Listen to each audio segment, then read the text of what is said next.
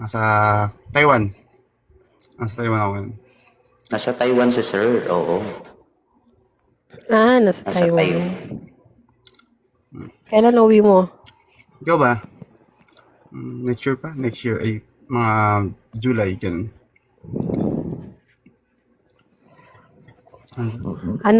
Nasa nasa Saudi. Parehas pala kayo, oo. Single mom siya, Sir Lee? Single mom, oo. Ilan Ilan oras? anak mo na? Actually, Sorry. ako Ilang single oras mom. ka? Ha? Ilan po ang anak ni Ma'am Lee? Ay, ni Ma'am Grash. Ni Ma'am Lee na pati. Ano ba yan? Oo, Ma'am Ilan? Louise. Ilan ang ano ninyo? Ilan ang anak? 3 na anak ko. 3. Oh. Sir, okay lang sa'yo? May 3 anak na? Mapag-uusapan naman kung magkakasundo, wala naman problema. Ito naman yun. Okay, oh. Kailangan na kailangan ang isa't isa. Diba? Tama, tama. Si Sir Lee ay binata, no, sir?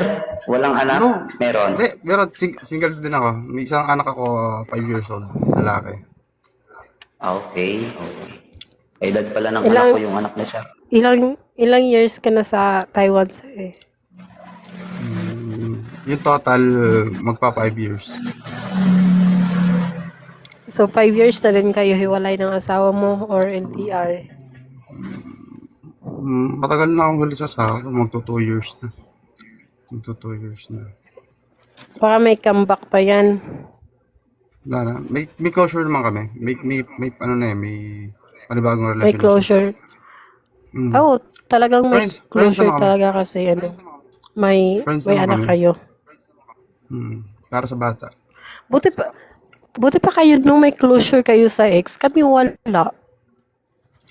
Oh, ay baka ikaw ang may comeback kasi wala pa kayong closure.